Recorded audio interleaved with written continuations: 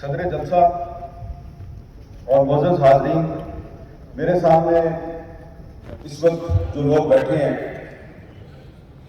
اے N P کی قیادت، اے N P کے کارکن، آپ لوگ شہیدوں کے وارث ہیں، وہ شہداء جنہوں نے پاکستان کے لیے قربانی دی اور جن کو اس ملک میں غدار کہا گیا، آپ کو میں سلام پیش کرتا ہوں۔ میرے سامنے پہلے سے ایک پرچی پڑی ہے، پتہ نہیں یہ میرے لیے ہے کس کے لیے ہے، لیکن میں اپنی بات جلدی جلدی ختم کروں گا اور ادھر سے شروع کروں گا۔ یہ ولی خان صاحب کا ایک قول درج ہے ادھر: غداروں کی وجہ سے پاکستان کا 1 انچ علاقہ علیحدہ نہیں ہوا اور محب وطنوں نے آدھے سے زیادہ ملک گنوا دیا۔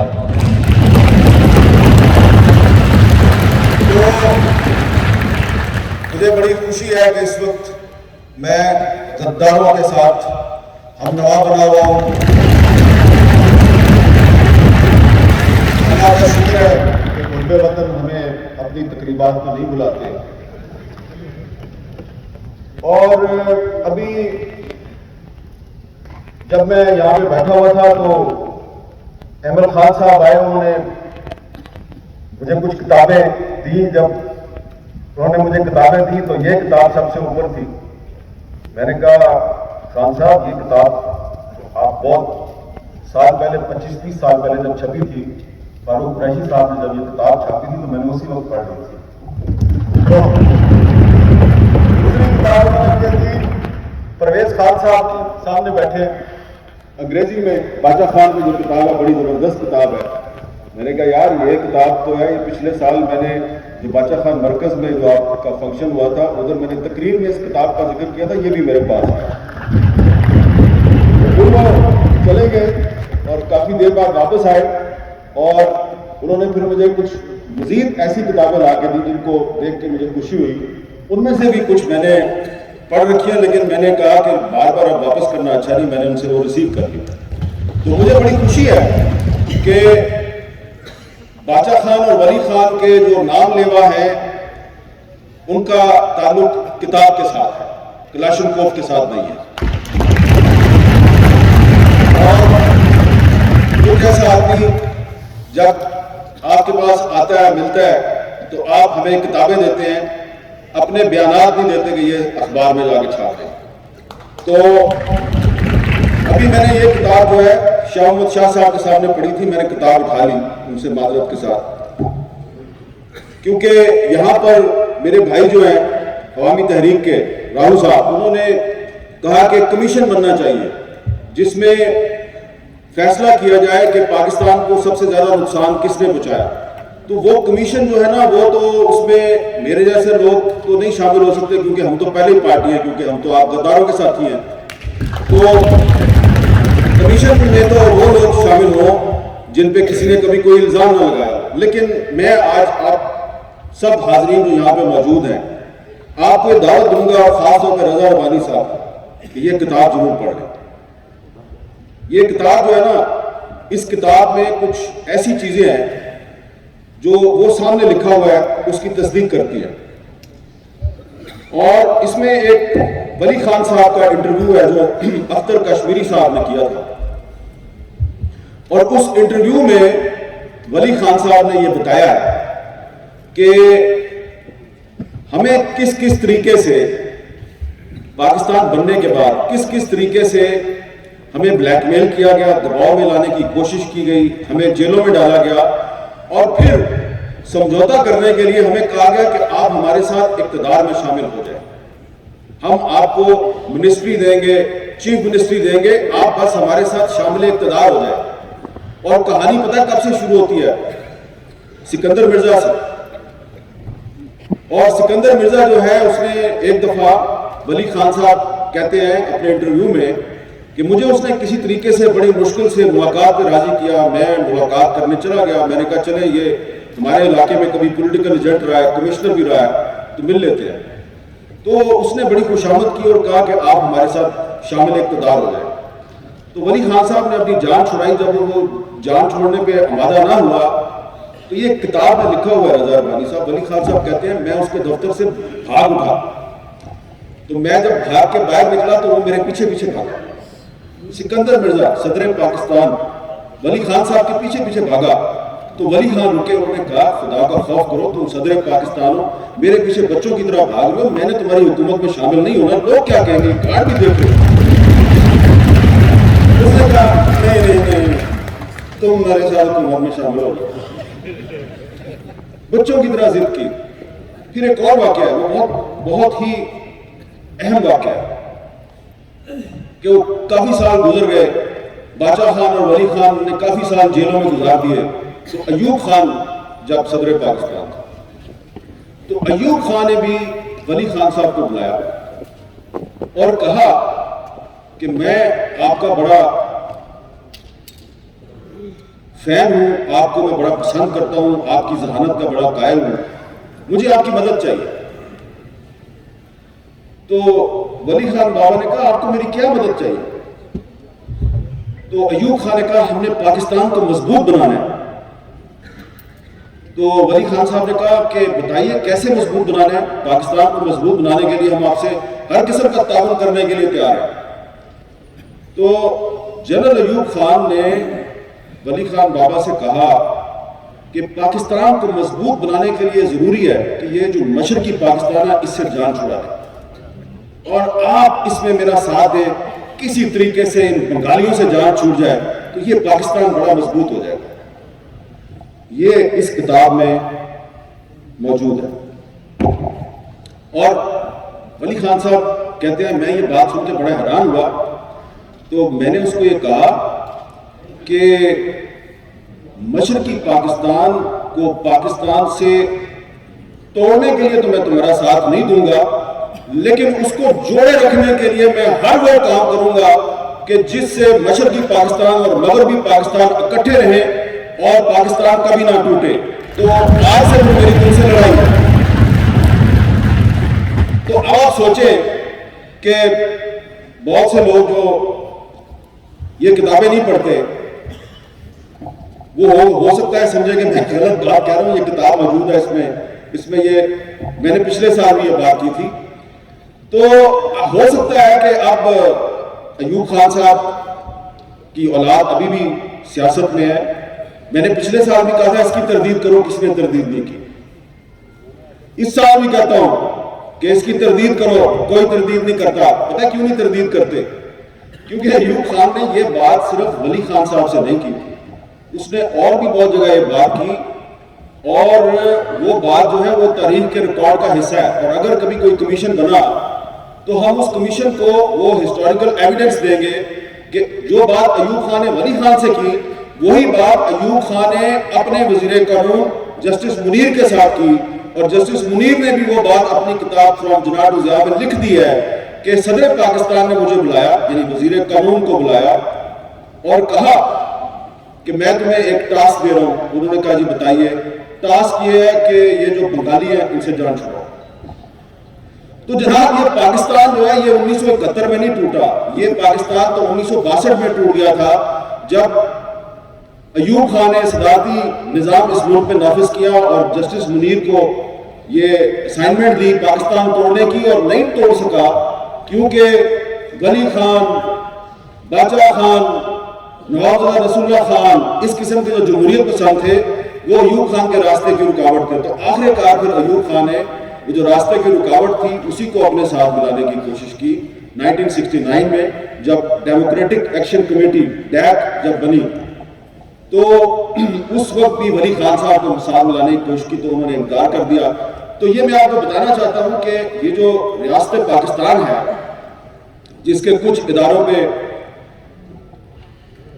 عثمان کاکڑ صاحب کے ہونہار برخوردار نے بڑی جرأت مندانہ انداز میں تنقید کی ہے, یہ خود پاکستان توڑنے کی سازش میں ملوث ہے, اور جو پاکستان توڑنے کی سازش کے خلاف مزاحمت کرتا ہے یہ کہتے ہیں تم غدار. کیسی عجیب بات ہے کہ جو کہتے ہیں پاکستان نہیں توڑنا وہ غدار ہے, اور جو کہتے ہیں پاکستان توڑنے وہ بھی بے وطن ہے. یہ ہماری پاکستان کی تاریخ کا سب سے بڑا المیہ ہے. لیکن ایک اور بات بھی میں یہاں پہ کرنا چاہتا ہوں گستاخی معاف، کیونکہ آپ نے ہمیں باچا خان اور ولی خان بابا کے نام پہ بلایا ہے۔ تو یہاں پہ ہمیں آج یہ بھی بات کرنی چاہیے کہ پاکستان میں جمہوری اداروں کی بالادستی ہونی چاہیے، آئین اور قانون کی بالادستی ہونی چاہیے، محکوم اقوام کو ان کے حقوق ملنے چاہیے، اور 1973 کا جو آئین ہے جیسا بھی ہے، جس آئین کو بنانے میں ولی خان صاحب کا بھی کردار ہے، مولانا مفتی محمود کا بھی کردار ہے، ذوالفقار علی بھٹو کا بھی کردار ہے، غوث بخش بزدو صاحب کا بھی کردار ہے۔ اس آئین میں جو حقوق دیے گئے ہیں وہ تو کم از کم دینا، لیکن آپ تو وہ حقوق بھی نہیں دیتے۔ تو جو قوتیں پاکستان کے آئین کو پامال کرتی ہیں، آپ ان قوتوں کے ساتھ سودے بازی کر لیتے ہیں۔ تو آج میں یہاں پہ دو مطالبات کروں گا، دو تجاویز یا خواہشات کہہ لیں آپ، ہزاروں خواہشیں ایسی کہ ہر خواہش پہ دم نکلے۔ کیونکہ ابھی جب میں آ رہا تھا تو وزیر خزانہ اسحاق ڈار صاحب نے اعلان کیا پیٹرول کی قیمت میں 35 روپے فی لیٹر انہوں نے اضافہ کر دیا۔ تو ظاہری بات ہے ابھی حکمران جو ہیں وہ بھی یہاں پہ آئیں گے، وہ بھی آپ سے بہت سی باتیں کریں گے، بہت سے وعدے کریں گے، تو یہ مہنگائی کو تو کنٹرول نہیں کر سکتے، کیونکہ یہ سارے آئی ایم ایف سے ڈکٹیشن لیتے ہیں، خواہ وہ عمران خان ہو، خواہ وہ شہباز شریف ہو، سارے آئی ایم ایف کی چوکھٹ پہ حاضری دیتے ہیں، اور آئی ایم ایف کو پاکستان کا نجات دہندہ سمجھتے ہیں۔ لیکن ایک کام آپ کر سکتے ہیں، آپ مہنگائی کو کنٹرول نہیں کر سکتے، لیکن ایک کام تو آپ کر سکتے ہیں کہ یہ ایک آدمی بیٹھا ہوا ہے یہ اسٹیج پہ، اس کا نام ہے رضا ربانی۔ ان صاحب نے 2 سال پہلے سینٹ میں ایک بل پیش کیا تھا کہ یہ جو پاکستان میں لوگوں کو غدار بنانے کا جو قانون ہے جو انگریزوں نے اس ملک میں نافذ کیا تھا 124A، جو آپ میں سے بہت سے لوگوں پہ لگ چکا ہے، جس کا میں بھی شکار ہو چکا ہوں، تو 124A ختم کیا جائے۔ تو ان کا بل سینٹ نے پاس کر دیا، ایسا ہی ہوا تھا جی۔ پھر وہ بل گیا جی قومی اسمبلی میں، یہی قومی اسمبلی اپنی شہباز شریف صاحب والی، ادھر وہ بل گم ہو گیا، ابھی تک لاپتہ ہے۔ تو میری اس تقریب کی وساطت سے جناب شہباز شریف صاحب سے گزارش ہے کہ حضور والا آپ مہنگائی کو تو ختم نہیں کر سکتے، اور یہ کم از کم 124A کو تو ختم کر دو۔ اس کے لیے کیا کرنا ہے آپ نے؟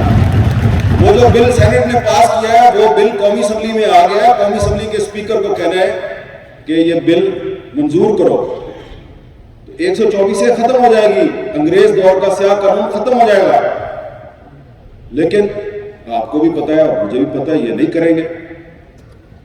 اس لیے نہیں کریں گے کہ انہوں نے تو وہ فواد چودھری میں بھی لگا دیا 124A، تو اگر انہوں نے 124A ختم کر دیا تو پھر فواد چودھری کو بڑا فائدہ ہو جائے گا۔ لیکن آپ صرف یہ سوچیں کہ ساری عمر تو آپ نے حکومت میں نہیں رہنا، کبھی نہ کبھی تو آپ نے بھی اپوزیشن میں آنا ہے، تو کل کو پھر فواد چودھری یہی 124A آپ دوبارہ لگا دے گا۔ تو یہ جو ایک کھیل تماشا پاکستان میں چل رہا ہے کہ باچا خان سے آپ شروع ہوئے تھے، اس کو آپ نے بغاوت کے مقدمے میں گرفتار کیا، بات چلتی گئی، حسین شیخ سہروردی پہ آئی، پھر اسی مقدمے میں آپ نے بے نظیر بھٹو کو ٹرائی کیا، پھر اسی مقدمے میں نواز شریف صاحب جو ہیں 2 سال پہلے نواز شریف اور مریم نواز دونوں پہ لاہور میں 124A کا مقدمہ قائم ہوا۔ اب آپ نے وہی 124A جو ہے وہ PTI والوں پہ لگانی شروع کر دیا۔ تو فرق کیا رہا آپ نے؟ علی وزیر پہ بھی یہی 124A لگی ہوئی ہے، اور انٹرسٹنگ بات یہ ہے کہ علی وزیر کو 124A میں اندر کرنے میں پیپلز پارٹی اور تحریک انصاف کی جو صوبائی حکومتیں ہیں دونوں ایک پیج پہ رہی ہے، دونوں نے ایک دوسرے سے تعاون کیا، اور اب 124A کا قانون سینٹ سے پاس ہو کے قومی اسمبلی میں آیا ہوا ہے، تو جو یہ ایک کولیشن گورنمنٹ ہے، مخلوط حکومت، اس نے آنکھیں بند کی ہوئی ہیں۔ تو ایک تو ہماری یہ گزارش ہے کہ یہ 124 کو ختم کریں، اور دوسری گزارش ہے کہ آپ مہنگائی کو ختم نہیں کر سکتے، کچھ ایسے قوانین جو ہے وہ منظور کر لیں کہ اگلے الیکشن میں آپ تھوڑا سا سر اٹھا کے عوام کے پاس جا سکیں۔ تو ایک اور تجویز میرے پاس یہ ہے کہ آج سے 3 سال پہلے مسلم لیگ نون، پیپلز پارٹی، تحریک انصاف اور کچھ دیگر جماعتوں نے ایک انتہائی شرمناک فیصلہ کیا تھا کہ آپ سب نے مل کر اس وقت کے army chief general Qamar Javed Bajwa کی مدت ملازمت میں توسیع کی تھی، اور پارلیمنٹ سے اس شرمناک قانون کو آپ نے منظور کروایا۔ کتنی شرم کی بات ہے۔ تو اب آپ سے گزارش یہ ہے کہ کچھ اپنے گناہوں کا کفارہ ادا کریں، اور اسی پارلیمنٹ کے ذریعے جس نے وہ قانون پاس کیا تھا، اسی پارلیمنٹ کے ذریعے ایک نیا قانون پاس کریں اور آرمی چیف کی مدت ملازمت میں توسیع کو ہمیشہ کے لیے بند کریں، اس پر پابندی لگائیں۔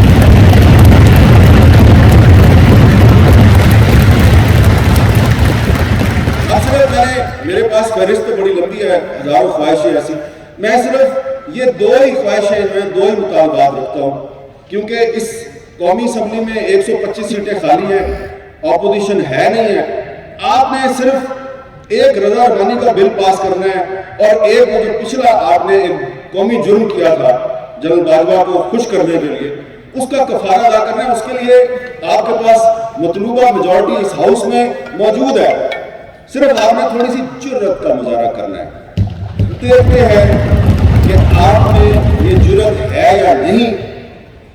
اگر ہاں تو شاید ANP مزید کچھ عرصہ آپ کے ساتھ چلے اور ہم خاموش رہیں، لیکن اگر نہیں تو پھر ANP بھلے آپ لوگوں کے ساتھ چلے، ہم خاموش نہیں رہیں گے۔